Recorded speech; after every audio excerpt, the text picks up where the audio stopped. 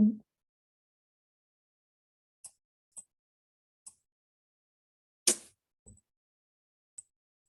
my gosh. Okay, sorry about that. Okay, so like Mariella said, thank you all for being here and joining us for this. We're gonna do some introductions as well, just go a little bit more into kind of our backgrounds and who we are and what we're doing. So my name is Emily Arkfeld. I am one of the social emotional behavioral learning specialists for Nebraska MTSS, like Mariella said, and we really are kind of a new position, and our goal is to help districts across the state of Nebraska implement social emotional behavioral learning into their MTSS systems that they hopefully already have going on. But also we know that it's just a really big need right now. It always has been, and this kind of pandemic has amplified that. And so we are trying to get the information to districts the best way we can. And so doing things like this and some other little things to try and support all of you in the work that you are doing. So my background is school social work, and I love our team and the background and the experiences we come to hopefully help support you guys along the way. So I will let the other two ladies introduce themselves as well. So Jill, if you would like to go. Thanks. Yes, I'm Jill Gunther, another one of the social emotional behavioral learning specialists with Nebraska MTSS, and I serve regions 3 and 4.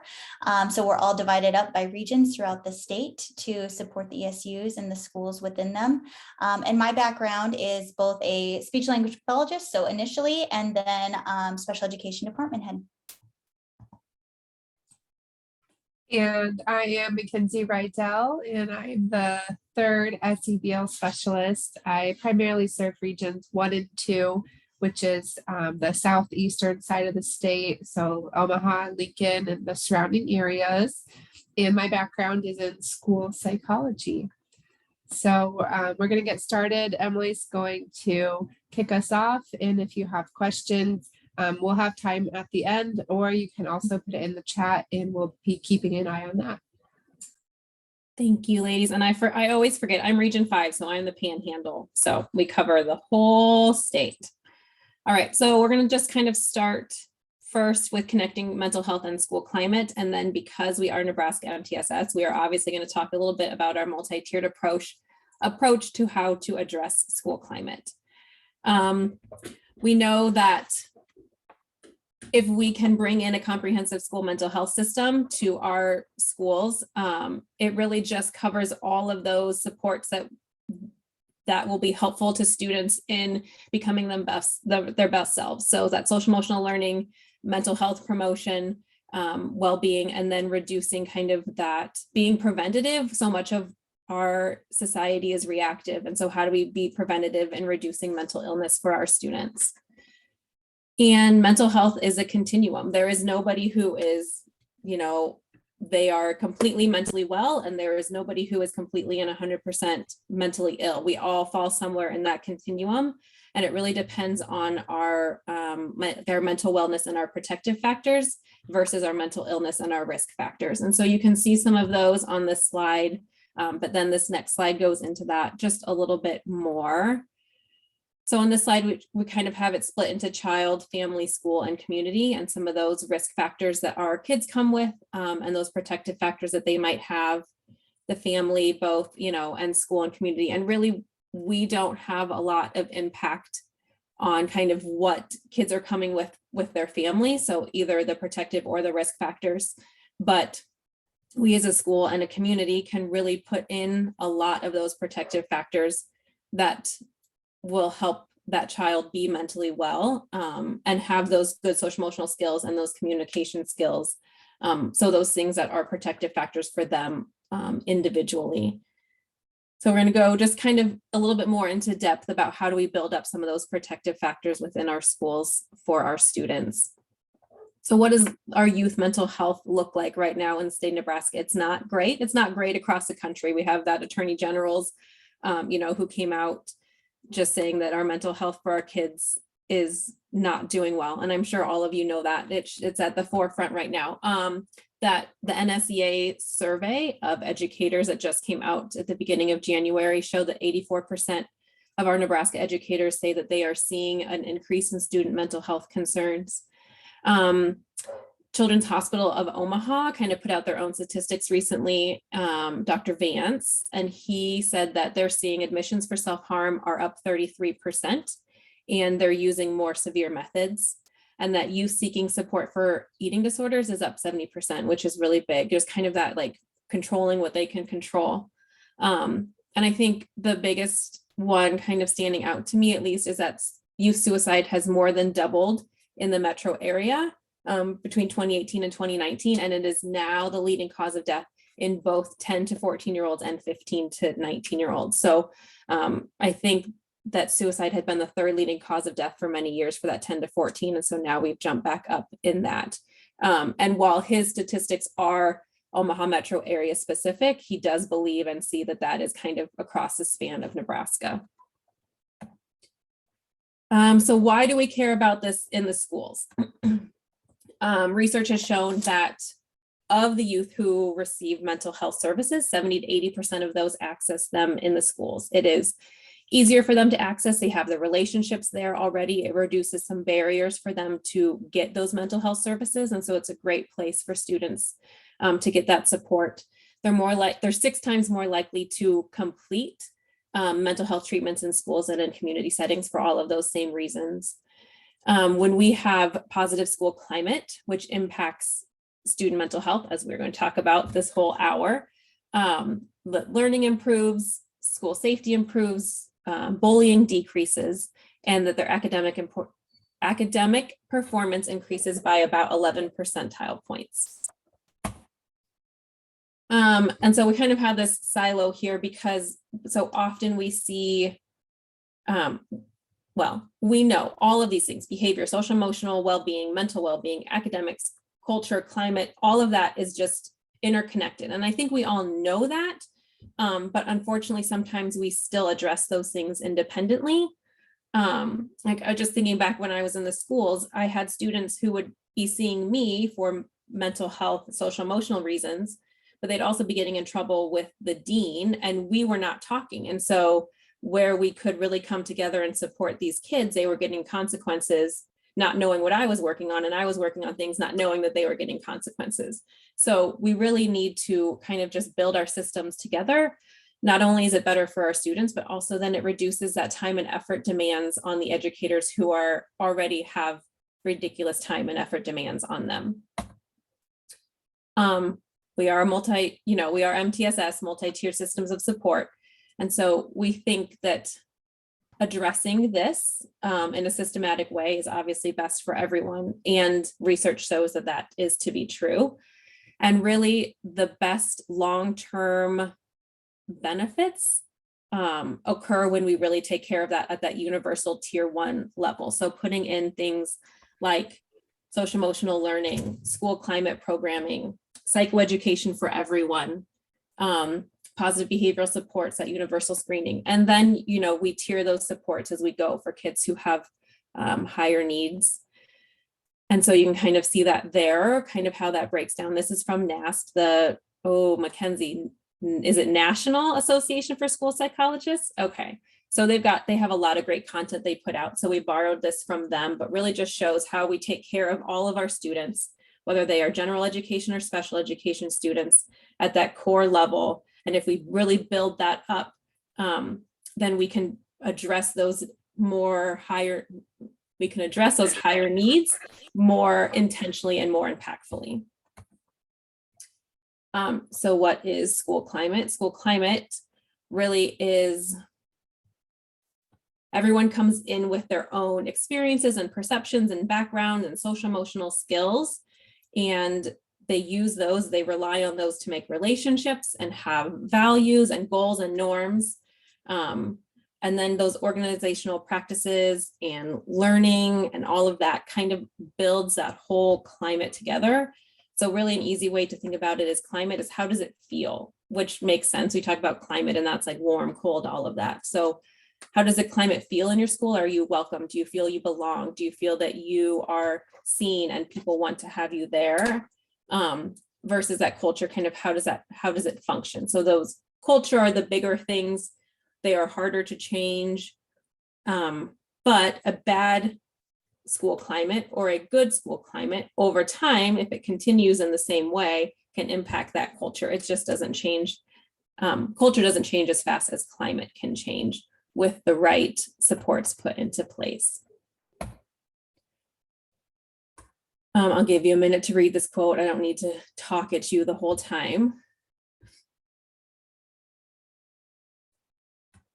But we really liked this because it kind of goes back to that. There is no, like back to those silos, I think that there is no one that is the starting point for everything. Social emotional learning impacts school climate. School climate impacts social emotional learning. Climate impacts academics, and climate impacts behavior, and behavior impacts climate. So everything is intertwined here, and we can't just cherry pick one thing. We kind of have to look at the whole big picture, and how can we improve all of it. And so now we're kind of going to go into more specifics. We're giving you this general overview of school climate. And I know I talk really fast, so I apologize. So we gave you an overview very fast of school climate, but you guys are all in education. You have this information. So now we just wanted to kind of dive down a little bit deeper and talk about the 3 domains of school climate. And then we really want to just give you some resources to take back to work on improving school climate, some immediate things you can do or give to your staff or your educators, whatever your background is, to help kind of improve that school climate as possible. Okay, so kind of address this a little bit. So everyone comes in with their own backgrounds, perceptions, values, and then that's how they interact with other people. And then those interactions help build others' social emotional competencies and our own social emotional competencies. And so when we're building those positive social emotional competencies across, so staff and students, staff is just as important, if not more important than students, because you can't teach what you're not doing yourself, or you can't teach what you don't know. So if we've got that good basis, then that impacts our teaching strategies and our standards and all of that stuff, which in turn makes this, reduces bullying and violence and increases academic performance and student buy-in and all of that, which then again increases that school climate. So again, kind of everything I've said, but in a nice little image of how one kind of addresses or impacts the other. So this is from the National Center for Safe and Supportive Learning Environments. This is kind of their school climate definition, and then how that breaks down a little bit further. So they have engagement, safety, and environment. And I'm going to Jill's going to talk a little bit more about each of those and their definition. So I won't go too in depth with that. But this is from NASP again. Again, they have lots of wonderful resources. So if you ever need anything, check them out. But we know that when there's a positive school climate, academic achievement goes up, mental and behavioral health improves, overall school success is good. And it also reduces teacher burnout, promotes that teacher retention, and it can enhance parent-student partnerships. So again, all great things for any year, any school year, but really right now when we are struggling and our teachers are burned out and they are having to make 1,000 extra decisions every day, making schools a place that they want to come and feel respected and appreciated and heard, helps them just be bought into like, yes, this is where I want to be, and yes, I'm making a difference, and yes, I'm going to continue to do this. So if you want to, so assessing school climate is a bigger step. Our resources that we're giving you are really just kind of those immediate things you can take back tomorrow and be like, I'm gonna try this in my classroom and see how this goes.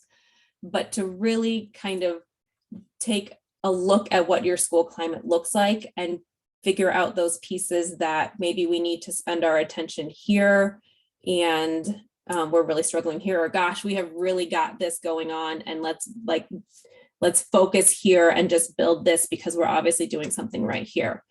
So if you want to assess school climate, you really kind of have to, we've got plan and align back and forth, because you want it to align with your your school and your district vision to make your plan. But then your plan also helps you align your school and district vision. So those kind of are intertwined. But you need to plan how your data will be collected, stored, analyzed, shared, making sure that you're assessing multiple dimensions of school climate, not just one. Obtaining input from a variety of groups. You can't just ask your teachers how it feels or your favorite teachers how it feels, because that's not going to give you an accurate depiction. Looking at staff and students and parent engagement and community and all of that, and see what they have to say, how they feel the school climate is. Doing it in multiple ways, so kind of on that potential data sources. You can just gather your school data that you already kind of have at your fingertips, but using focus groups and doing interviews and observations and surveys and self-assessment. So using all of these different areas, allowing some of them to be anonymous input if possible, so that they feel that they can be truly honest in their responses.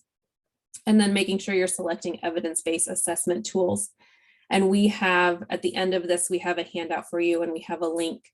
I believe it's to the Nebraska's Department of Education. They have a couple evidence-based assessments on there. So we have those links available for you guys, but just kind of wanted to give you this brief overview of what does it really look like and what does it take to assess your school climate very intentionally. Okay.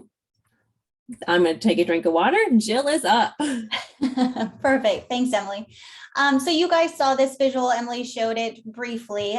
These are the 3 areas that impact that positive school climate. And so they are engagement, that we have there first, safety, and then environment. And so we're just going to kind of dig a little bit deeper into each one of those, give you some examples and some resources to go along with each one as well.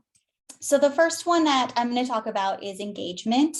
And the things that fall under engagement are relationships, embracing diversity, and then school participation.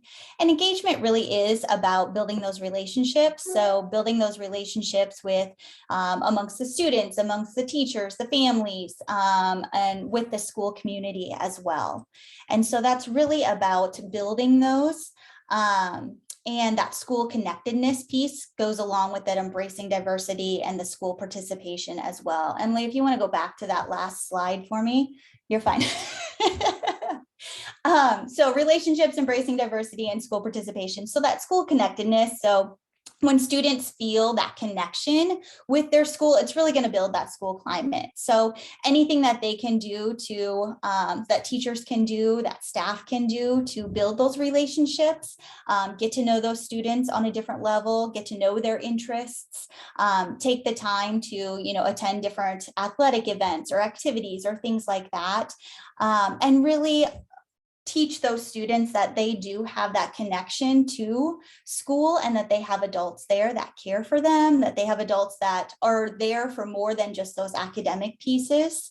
And then just also that school participation piece. So school involvement, so activities, athletics, school mentoring, things like that. Anything that facilitates that participation, that youth development, things like that. And any time that we can get families involved as well is going to help build that school climate. Okay, you can go ahead. Thank you.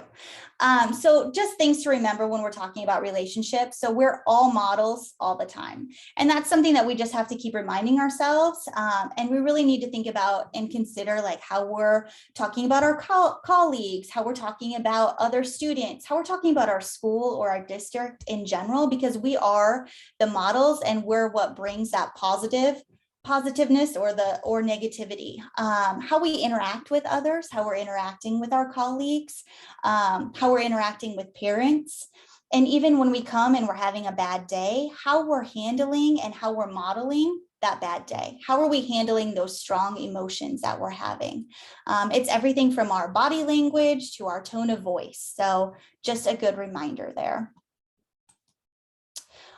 This next one, so 3 SEBL practices really fits under that relationships idea. And so we're going to talk a little bit about each of those practices. And so that just helps build those relationships. And so the first one is welcoming inclusion activities. The second one is engagement strategies. And then the third one is optimistic closures. And that little visual there on the side is just a great resource. It's something that you could print out, hang in your classroom or by your computer, but it's just good reminders about different ways to build relationships with kids. We all have those kids that are just tough to crack and tough to build those relationships with and get to know. And so these are all just great reminders of some different things to try. So the first one, so welcoming inclusion activities. And so we have a great resource. It's a slide deck packed full of different welcoming inclusion activities that you can take and utilize within your classroom right away. So there are slide decks with, like I said, lots of different slides that have. This is just a snapshot of one of them. So it has that morning check-in, an activity for captioning a picture, a reflection. Usually it's just a little video clip, and then a poll of the day and a share out or circle activity. So that's just a great way to start your class each day. So just another way to get to know them, to build those relationships, and just a good bell work activity. The next one, so pulse meters, is another great welcoming inclusion strategy. You may have seen feelings wheels are another great one.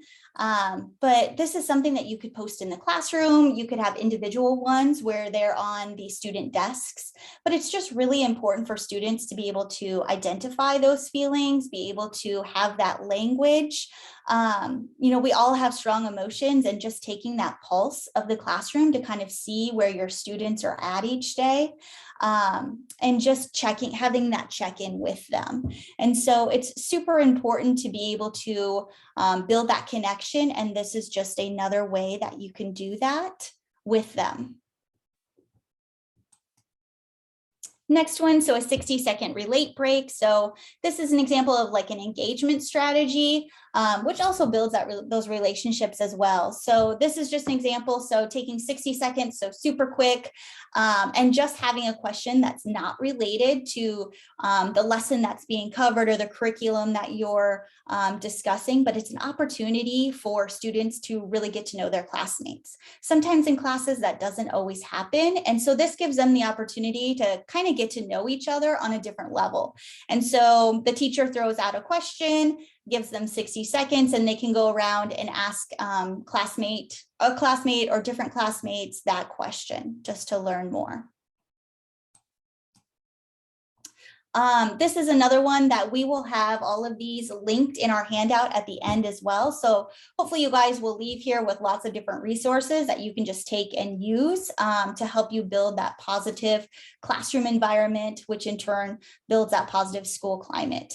So would you rather questions? So watch TikTok all day or watch YouTube all day? I guess we should have maybe started out our presentation with that question, right? So this has just lots of different just random questions, gives you an opportunity to get to know students. It allows the students to get to know each other just on a different level. So something fun to do. So lots of different questions in that would you rather slide deck as well. This is an example of a way that you could close out a lesson or close out the day within your classroom. So some optimistic closure strategies. So this is where you could just utilize a deck of cards, and then it has some reflection questions that go along with whatever card they may pull from the deck. So for example, if they pull a card that's a heart, something from the heart, how did you feel? What did it mean to you? You could change up those questions, you could match them up, but just another idea where you could simply just use a deck of cards as an optimistic closure.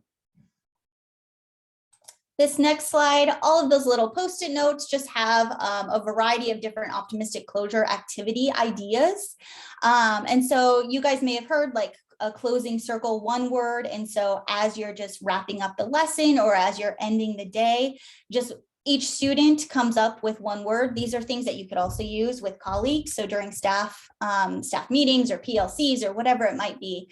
But a closing circle, just one word. What one word would you come up with to describe this lesson or describe this day or describe this new initiative or whatever it might be?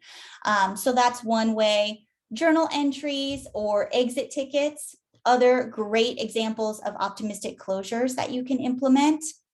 Word clouds. So there's a ton of apps and websites that you're able to create free word clouds. So students can type in a word or 2 or 3 words, whatever it might be, or maybe it's an answer to a prompted question. And then the website builds that word cloud based on the responses and the number of responses that were entered. A gallery walk. So as students have completed work, so maybe students just get an opportunity as they're closing out the lesson or the day to be able to see other students' work throughout the classroom. Expert talk. So maybe groups of students were divided out into small groups and each one was assigned a particular topic to research, to discuss within their group. And then they identify, maybe one person that's the share out person. So they're the expert for that particular topic, but that's just another great way to end an activity. A think, pair, share, or maybe a sticky note parking lot. And then the 2 on the side, I feel like are 2 a little bit less common ones. So that just the quick rating. So maybe just kind of holding up a 1, 2, 3, 4, 5 as far as like how students are feeling about the lesson. Maybe it's, during the staff meeting as well. So how they're kind of feeling with things, what questions they might have, and being able to provide feedback for the teacher through that way. The 3, 2, 1 feedback. So identifying 3 things that they learned, 2 fun facts, and then 1 question. So maybe writing that on a sticky note or a piece of paper, or sharing with a partner to just kind of give some feedback there. So all examples of some great optimistic closure strategies. This is a great quote that just kind of goes along with that building relationships piece. So I'll give you a minute just to read through that.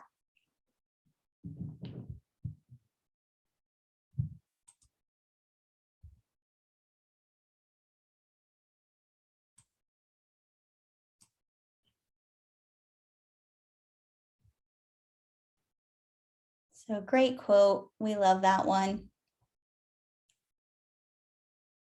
All right, so moving on to embracing diversity.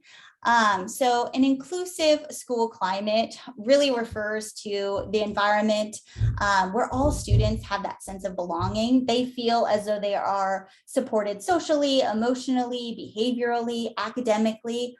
And they, like I said, they have that sense of belonging regardless of any of those things that you see on the screen there. And so that really is what an inclusive school climate is. This is a graphic that we put together. We feel like it does a great job, really just kind of outlining embracing diversity. So exercising fearless leadership. So really thinking about leadership within the building and providing that relevant professional development. Do teachers have what they need? Are we giving them the tools, the resources, the professional learning that they need in order to embrace diversity? We also linked in a challenging microaggressions. And so that is a great resource where it outlines just kind of what microaggressions are. It does a great job just outlining some of the different microaggressions and explaining that. So that's a great resource that is linked in our slide deck. And I believe we also put it in our handout as well. Engagement, so family and community engagement. So making sure that we're communicating with our families and we're involving the community as well anytime that we can. Questioning with a social justice lens. So a couple great questions going along with that, but just making sure that we're looking at things through a social justice lens. Being culturally proficient, so looking at alternate perspectives and practicing that self-reflection. So good reminders there. And then ensuring representation. So this is another one that we wanted to link some reflection questions as just something that you could use within your departments, within your schools, to create those schools and classrooms where we're ensuring representation of all. And then just stepping outside of your comfort zone. So good reminders there when we're thinking about ways to embrace diversity. Okay, so both of these activities are activities that go along with identity. So what identity is it's the experiences, it's the relationships, the characteristics, and the values that make up us as a person. And it's how we define ourselves, how others define us. We all have unique identities. We're all different. We all have different experiences. But knowing about our identities is part of self-awareness, which is one of the SEBL competencies. And so it's important to have that identity work so that we can acknowledge those things, how we're unique, that we all have different experiences. So these are two great activities that we wanted to share with you as a way to do that. The first one there is an identity wheel, and that has some reflection questions there in the middle as well. So a great resource as something where you could just work to identify that social identity. The second activity, so the iceberg activity, so that is one where you could use the visual that we have here, or you could have students build their own iceberg. So with that water line of visibility, so what's under the surface and then what you might be able to see above the surface. And then just allowing individuals to kind of reflect on that, to ask those questions, to have those conversations and talk about those differences and the difference in experiences, because that just, it leads to a more inclusive environment when we have those conversations. Anything else about that, Emily? The only thing that I would add, and I'm not seeing the chat, so I don't know if Mackenzie's putting things in there, but that it's just something that we should, that it's nice to do for ourselves as well. So yes, you can do it in your classrooms, but as adults and individuals, it's also nice to kind of take the time and look at our own identity and how that impacts us and our interactions in the classroom and with our coworkers. For sure, yes.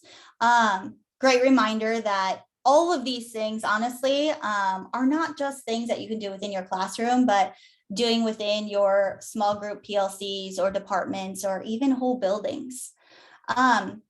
Our next slide is another example. So just because poems, so we linked a template there. And then there's also a picture example of a completed one, but just because poems, they also are a way to explore identity. Really exploring stereotypes and allowing students to work through their own identities. So they get to, through this poem, kind of debunk stereotypes by stating the positive traits about themselves. So just another great way that you can do some of that identity work and really explore that self-awareness. Okay, moving into school participation. So we have just kind of the puzzle pieces that make up school participation. So that student connectedness that I talked a little bit about earlier, that sense of belonging, and that they have staff at the building that care about them. And so those pieces are family engagement. So providing those resources for families, extracurriculars, so athletics, school activities, any student-led club, anytime that you can get activities or clubs that generate different levels of interest. So kind of thinking outside the box to get all students involved, Special Olympics and mentoring and peer work, all great extracurriculars where students can just learn more as well. Community-based partnerships is another one. So mentoring, that civic engagement or that volunteering piece, and then professional development. So professional development for staff on classroom management and just being able to give them the skills and the resources necessary to promote that positive school climate. The next one is safety. So we're going to talk a little bit about emotional safety, physical safety, and then substance abuse. And so when we look at safety, safety is really defined as involving schools and those activities so that students are safe from violence, they're safe from bullying, they're safe from harassment, and then that substance abuse as well. So a couple statistics or a couple quotes here. So high levels of school attachment and connectedness are positively associated with student perceptions of safety, and feeling safe at school was the strongest protective factor for student well-being in the first year of secondary school. So just great reminders there. Relationships are going to equal trust, which are going to equal safety. This one, so these are just, just some reminders that go along with safety. So the importance of building that leadership team and making sure that we have student voice on that leadership team as well. When we're building the school improvement work and things like that, making sure that we're including all of those important voices on that team. And then just some good reminders as far as safety. So engaging in dialogue about race, about gender, about religion, sexual orientation, and other identity, as well as students with special needs. So educating along all of that and being sure to have those conversations, addressing bullying, and really building that school environment that is built on the staff there, modeling that respect, modeling that empathy, and modeling that kindness. Environment. So environment is the last one. So included underneath of environment is physical environment, academic environment, wellness, and discipline. And so looking at all of the different learning settings, looking at classrooms, looking at just the supports available as well. So we have a few pictures as well that we'll kind of go through, but as we're thinking about each of these things, it's important when we're thinking about environment that those physical surroundings should be appealing to students. We want those, clean facilities, things like that. That all feeds into that school climate as well. It must be inviting. So it must be inviting to not only the students, but also the parents or the community members, the teachers, and thinking about how we can do that within the environment. When we're thinking about the academic environment, so one way to just kind of boost that and improve that is using our colleagues. So I think it's something that we don't often remember to do, but maybe inviting a colleague that maybe has a plan time, or when students are at PE or music or whatever it might be, to come in and say, hey, can you watch this lesson and give me some feedback? Can you talk to me about things that I'm doing really well? Can you talk to me about ways that I could improve?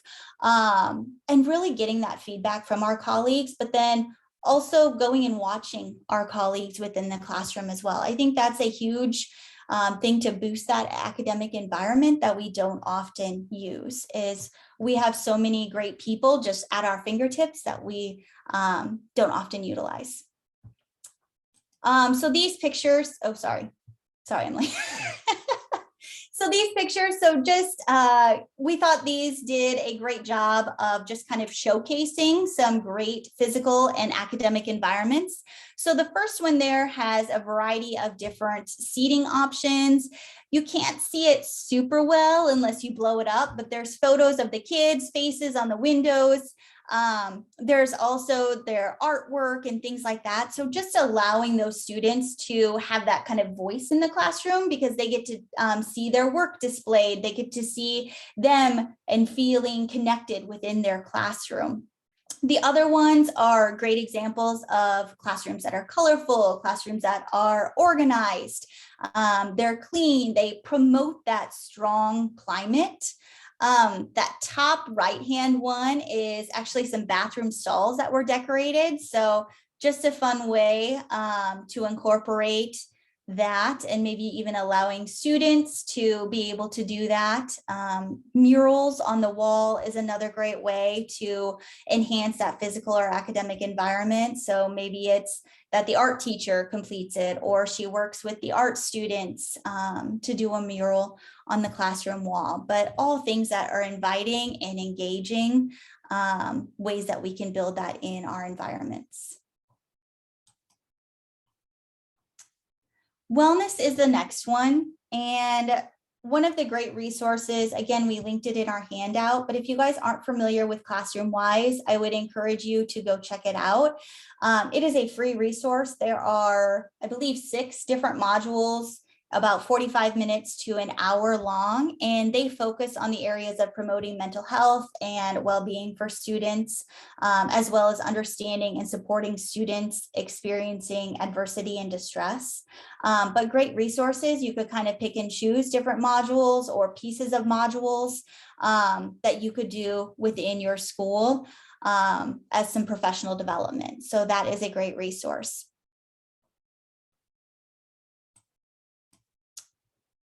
As far as disciplinary environment, so just good reminders here as well. So restorative practices, Nebraska PBIS are reaching out. We work very closely with our PBIS counterparts. And then another resource for you guys, so the 10 questions for ensuring equity in school discipline is a great resource just to kind of get you thinking outside the box. And Emily, I don't know if you want to pull up that resource just to show them that as well.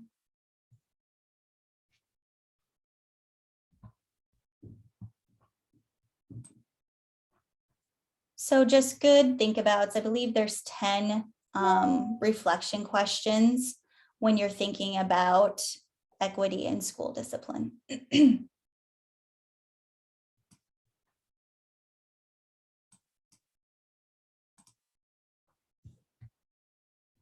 Okay. Okay. This is me. So just kind of wrapping up here. So actually, before we kind of wrap up in our last few slides, Mackenzie, were there any questions, or do you guys have any questions that we can kind of talk about while we're here?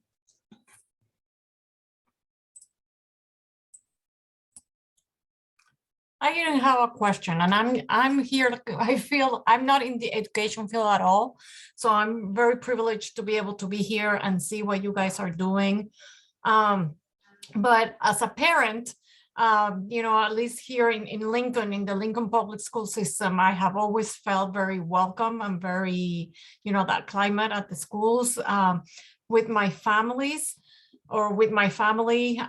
You know, we're just like the basic family, you know, that we don't have any special needs or any, you know, super smart kids. We're pretty much, you know, right there at the medium. And unfortunately, one of my kids do have that, you know, the 70% percentage that you were talking about, the food. You know, she has, what do you call, oh my goodness, I just forgot the name, but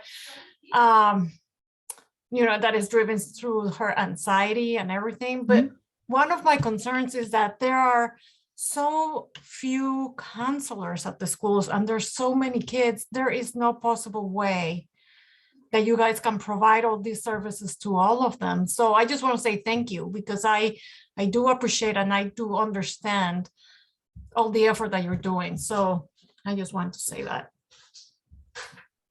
I'm going to echo that, because the three of us are no longer in the schools. And so it's hard. Like, I know for myself, it's hard for me to sit up here and say, like, do all these things, because I know that our educators, our counselors, our teachers are doing literally everything they can to help support our students right now. So I echo what you say, and thank you for all of you who are continuing to show up every day and to just put your best face forward and do what you can for our students and for your fellow colleagues and coworkers, because nobody has the answers right now.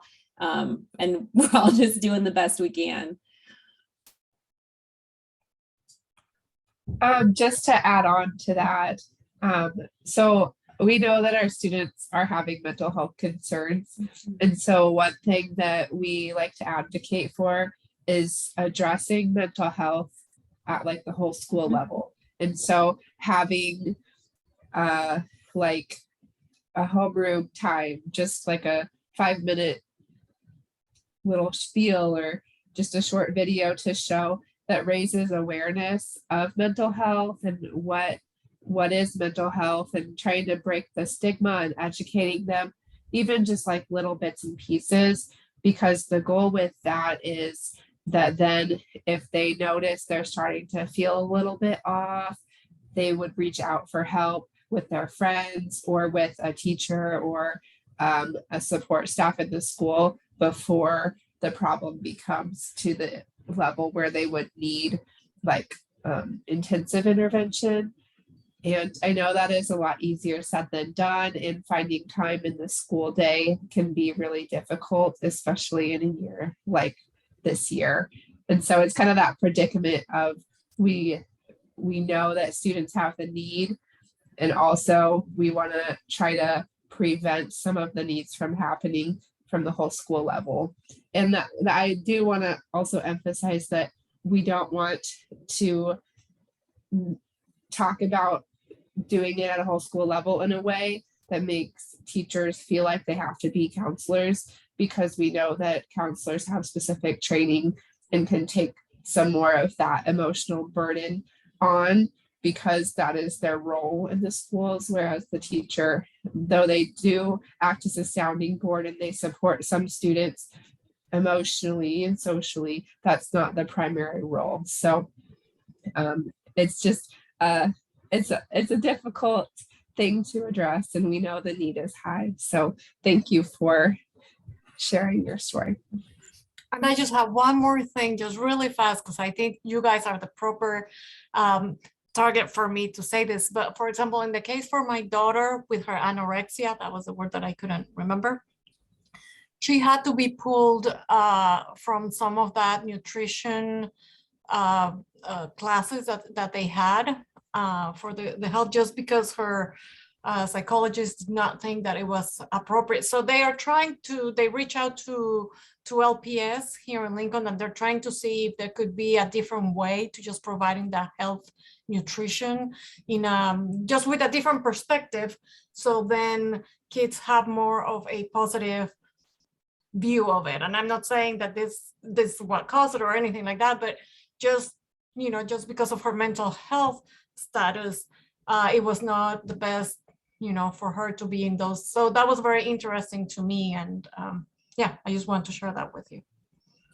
Yeah, and Mackenzie, that was a great point, and thank you. And to your point, Mariana, kind of back to that tiered that we showed, I think the very top is like those community partnerships. And so that's why those are so important, because either they can help educate the in-school staff support for those students and kind of help them look at their curriculum and how do we help do this, or those partnerships, then the schools can refer out to those individuals who need that extra support. So those partnerships are really huge. And I think so many of our districts and our communities do a fantastic job in doing that, but there's always room to grow. So thank you, yes, for sharing your story. And like Mackenzie said, it does not fall on the teacher's shoulders. But if you are promoting a climate in your classroom where it's okay to talk about your feelings and to do some of those check-ins, and that it is just commonplace to say, I'm having a rough day, or I need to use this coping skill, then our students learn that that's okay. And that, like Mackenzie said, can then hopefully have those conversations with other adults or supports in their life that can kind of get them the extra help that they might need. So yeah, everybody's doing the best, but really building that kind of core level, like Mackenzie was saying. Are there other questions? I do want to show you our resource and handout so you know kind of what you're clicking through. Okay, I'm gonna pull these up really quick. So we kind of just tried to break it up. So we got our general school climate here, lots of great resources, national organizations who are doing the work, who have way more expertise than we do. Kind of easy to peruse websites there, our NDE school climate resources. Just some of the general mental health, so those classroom-wise, the National Center for School Mental Health, NDE School Mental Health has some great links as well. And a family tip sheet for advocating for school mental health. So we know that we need the resources. We know that we're lacking them, but that doesn't mean that parents should not be advocating for them for their students. So helping kind of give them the language to do that. And then we've broken down, we've given you those engagement strategies and some additional resources, safety and environment. So all of that is up there for you guys to have. And then, so just kind of wrapping up, we know that school climate is a something big to take on. It doesn't just happen overnight, but we tried to give you some of those low hanging fruit, those quick wins that you can take back and use right away, in the hopes that over time you can work on some of those major projects that require that planning. So a school climate survey or something where you get your district or your building on board to really make those shifts in a positive school climate. And we certainly don't want to give you anything that is just a time waster.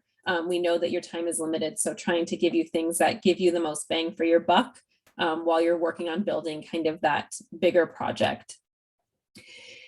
If some of this sounds like something you're interested in doing more intentionally or building into your system, we obviously have to promote ourselves a little bit. So this is kind of our workshop series that we have through Nebraska MTSS, where we really try to focus on leadership teams who can, we know you guys know this and you are hungry for these resources and how do I help my students and give me stuff. But we know the leadership teams are the ones who really kind of can have the authority to move these things forward. So we ask for leadership teams to come and we kind of give them the background of social emotional behavioral learning. Why is it important? How will it benefit you and your students and your staff? We really focus on the adults. Like we talked about, we have to look at them first and build up their social emotional competency so that they can then teach their students and build that nice foundation for students to flourish. And then we look at our core, so social emotional behavioral learning, like Mackenzie said, how do we build that up? Access for everybody across all areas. How do we give them what they need? And then we kind of come back together after a while and say, how is that working? What does that look like for you? Do you guys have any more questions? And then helping them build those tiered supports from there. So it is a four workshop series, really diving into the data and how are you building this into your system and making it kind of a one-stop shop so that you don't have people pulled in all of these directions to be addressing all of these things. Jill or Mackenzie, do you guys have anything to add to that? Okay. And also, because we have to promote ourselves, we are super excited about our Coffee Connects that we are starting at the end of this month. We really, when we got into this position and we kind of were connecting with other states and going to conferences and seeing what people are doing, we're like, oh my gosh, like we really need to bring people together and we need to have this conversation. And so we want to just kind of provide a platform for anyone across the state who is working to build social emotional behavioral learning into their schools to come to get some education, to get some resources, but really to kind of build connections across the state and ask questions and get support. And how are you doing this? And how did you implement that? And I've got this going on and have you address that? So want to just provide that opportunity. We have two different ones based on either your availability or your time zone. So we have 7:30 to 8:15 and 8:30 to 9:15 once a month through the end of the school year. And we really is kind of, it will evolve. So we really want it to be what the educators, what all of you need. So our first one, we've kind of got a plan, but we will adapt to whatever the needs is to make sure that everybody is getting the support and the resources they need from that. And those will be recorded as well. So if those timeframes don't work for you, we will have them recorded and then we'll get that information out. So you'll still be able to access those resources and that conversation. Mm-hmm. So this is us and our information. So if you, we have it by the ESUs up here because usually that's a little bit easier. But if you have some follow-up questions for us or interested in kind of what that workshop series looks like or other trainings and presentations, please reach out to any of us. We are ready and willing and would love to help support you in the work that you are doing. I'm going to stop sharing. Okay.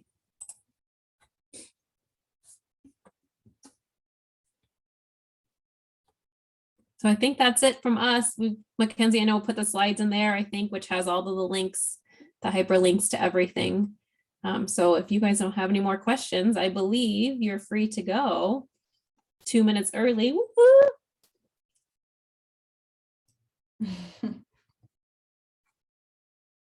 Thank you, everybody.